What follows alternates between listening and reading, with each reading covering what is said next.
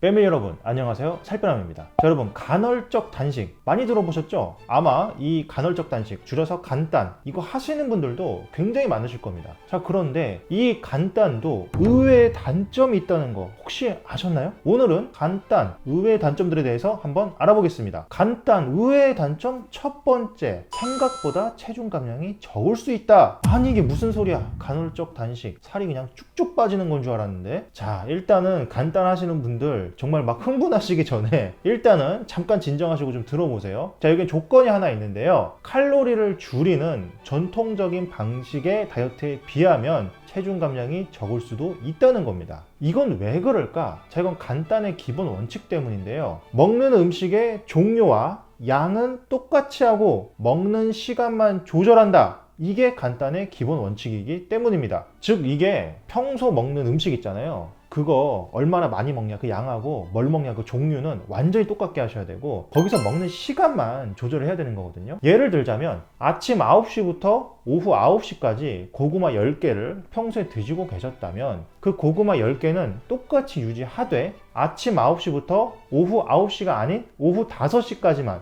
이렇게 먹는 시간을 조절만 하는 게 그게 간헐적 단식이거든요. 자, 이건 왜 그러냐? 애초에 이 간단히 주목받은 이유가 그 방법에 심플함이 있기 때문입니다. 자, 솔크 연구소의 에스판다 교수님에 따르면 간단은 일부러 힘들게 음식 종류나 총 섭취 칼로리량을 바꾸지 않으면서 유지가 쉽고 크게 힘들지 않은 방법입니다. 즉 음식 종류나 양을 줄이는 건 힘들잖아요. 자, 그런데 간단한 시간만 바꾸거든요. 그건 쉬우니까 권장한다는 말이죠. 자, 그런데 시간만 조절해서 체중 감량 효율을 높이는 것보다 애초에 그냥 총 섭취 칼로리량을 줄이는 게 솔직히 살은 더 잘 빠질 겁니다. 자, 똑같은 2000칼로리를 먹었을 때 간단 방식으로 시간을 조절해서 먹으면 조금 더 잘 빠진다는 얘기일 뿐이지, 이게 애초에 처음부터 2000이 아닌 그냥 애초에 1500만 먹는다든지 1000만 먹는다든지 뭐 아예 500 아니면 굶어, 자 이렇게 하면 당연히 그게 훨씬 더 잘 빠지겠죠. 자, 공부로 생각을 해보셔도 아무리 효율이 좋게 10시간을 공부해봤자 그냥 애초에 15시간 막 20시간 막 이렇게 공부하는 사람이랑은 당연히 같을 수가 없겠죠. 자, 이렇다 보니까 간단을 하다 보면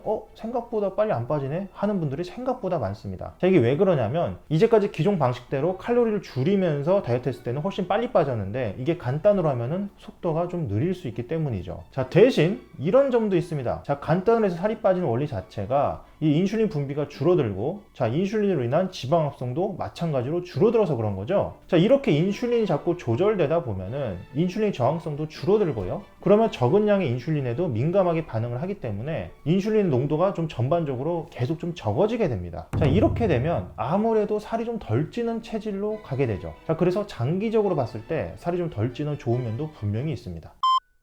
자, 여기에 이어서 바로 간단 의외의 단점 두 번째를 보시면 됩니다. 정상 체중에 가까울수록 체중 감량이 적을 수도 있다. 자, 앞서 이야기에서도 좀 연결이 되는데요. 자, 간단 자체가 물론 먹는 양과 종류를 원래 똑같이 해야 되긴 하지만, 자 비만이신 분들은 1. 먹는 시간을 제한했을 때 그 원래 먹던 칼로리나 양이 줄어드는 경우도 꽤 많습니다. 자, 아무래도 시간을 제한하다 보면은 먹을 수 있는 양에 한계가 있을 수밖에 없습니다. 평상시에는 이렇게 오랜 시간 동안 훨씬 더 많이 먹었다면은 이 시간을 확 줄여버리면 그걸 다 먹을 수 없는 경우도 생기는 거죠. 이게 먹는데도 분명히 물리적인 시간이 필요하니까 그 물리적인 시간 자체가 줄어들면은 당연히 총 섭취 칼로리량도 좀 줄어드는 경우가 꽤 많아요. 그리고 2번, 또 비만인 분들은 워낙 이렇게 아무 때나 시시때때로 막 밤낮 없이 먹기 때문에 그게 식습관이 좋아지는 폭도 좀 굉장히 크고요. 그러다 보니까 인슐린 저항성이 좋아지는 폭도 좀 많이 큽니다. 자, 반면에 정상 체중인 분들은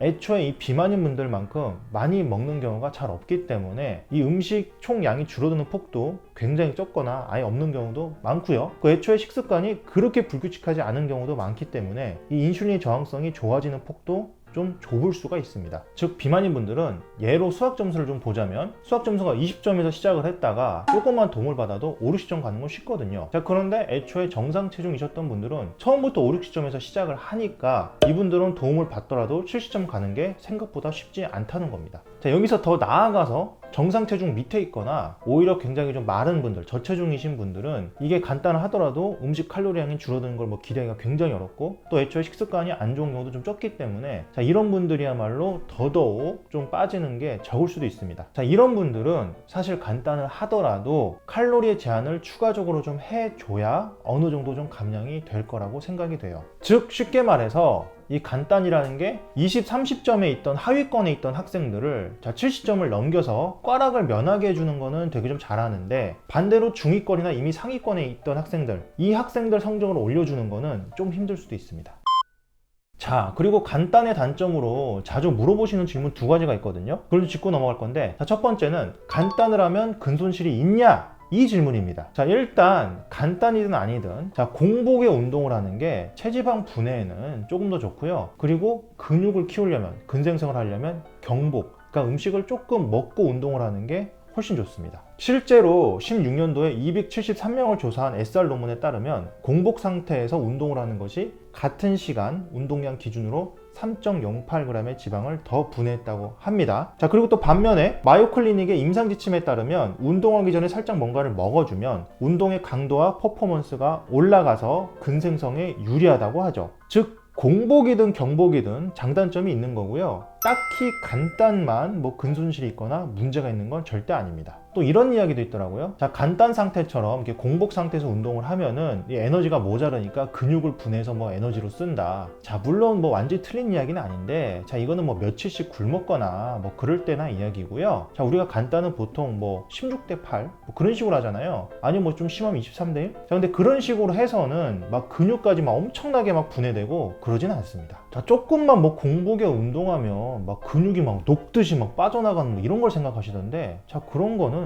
절대 아니에요. 자, 여기 사진도 하나 보여드릴 건데, 이 브래드 필론이라는 영양학자도 본인이 간헐적 단식에 대한 책도 썼거든요. 자, 이분은 간단을 하면서 이 바디빌딩 대회 나가서 우승까지 했습니다. 자, 물론 뭐 올림픽에 나가는 막 프로나 막 운동 선수급이시면은 뭐 간단히 좀 뭐 그럴 수도 있겠죠. 하지만 일반인 레벨에서는 전혀 상관이 없는 이야기라고 보여집니다. 자, 두 번째는 간단을 하면 건강이 나빠지지 않느냐, 이 질문인데요. 자, 이것도 사실 근거가 뭐 아무런 근거는 없어요. 단지 그냥 간헐적 단식에 단식이 들어있으니까 단식을 하면 건강이 나빠지지 않을까 하는 거죠. 자, 그런데 16대 8 기준으로 생각해보면 8시간 동안 하루 3끼 먹고 나머지는 뭐 쓸데없는 걸 먹지 말라, 이런 얘기인데 이게 뭐 건강에 딱히 엄청 안 좋을 게 있을까요? 자, 반대로 존스 홉킨스 의대의 19년도 논문을 보면요, 6시간을 식사하고 18시간을 단식하게 되면 당 위주의 에너지에서 케톤체 위주의 에너지 사용으로 넘어가게 되고요. 결과적으로 스트레스에 대한 저항력이 강해지고 항노화 효과 및 암과 비만 등이 걸릴 확률도 줄어든다고 합니다. 자, 물론 뭐 당뇨병이 있거나 뭐 혈당 조절에 문제가 있는 등 건강에 문제가 있는 분들은 주치의와 상담을 하고 간단을 하셔야겠죠. 하지만 그렇지 않은 그냥 일반인들은 크게 문제가 없다는 말입니다. 살 빼는 멤버십 가입을 하면 입이 안 터질지도? 자, 이렇게 해서 간단 의외의 단점들에 대해서 한번 알아봤는데요. 자, 앞서 말씀드린 이 간단의 특징 때문에 또 의외의 장점들이 나오기도 합니다. 바로 간단이 매우 간단하다는, 심플하다는 그 특징인데요. 이게 정말 방법이 너무 간단한 게 먹는 시간만 조절하면 되거든요. 자, 그러다 보니까 의외의 장점들이 몇 가지 좀 있습니다. 1번, 누구나 큰 부담 없이 할 수 있다. 자, 16대 8 같은 경우는 그냥 8시간 동안 하루 3끼 제 시간에만 먹고 나머지는 안 먹으면 되는 거기 때문에 정말 누구나 다 할 수 있는 너무나 쉬운 방법이죠. 물론 하루에 한 끼만 먹는 뭐 23대 1은 조금 부담이 되는 사람도 있겠지만 16대 8 같은 방법은 정말 거의 부담이 없습니다. 2번, 다른 다이어트와 같이 하기 쉽다. 자, 간단은 방법도 매우 심플하고 또 16대 8로 하시면 건강에도 뭐 거의 영향이 없기 때문에 다른 다이어트 방법과 얼마든지 병행이 가능합니다. 예를 들어서 저탄고지 다이어트도 간단이랑 같이 하실 수도 있고요. 또 제가 최근에 자주 말씀드렸던 이 직관적 식사도 간단이랑 같이 하셔도 전혀 문제가 없습니다. 사실 따지고 보면 이 간단의 기본 원리를 알면 그게 단점도 될 수 있지만 동시에 장점도 될 수 있다는 건데요. 자, 이렇기 때문에 우리 패밀리 여러분들은 항상 기본 원리에 충실하셨으면 좋겠습니다. 자, 오늘도 다이어트와 건강에서 열심히 공부하시고 노력하시는 우리 패밀리 여러분들, 저는 여러분들이 정말로 자랑스럽습니다. 이상 여러분의 다이어트 가이드 살빼남 그리고 브로콜리였습니다. 감사합니다.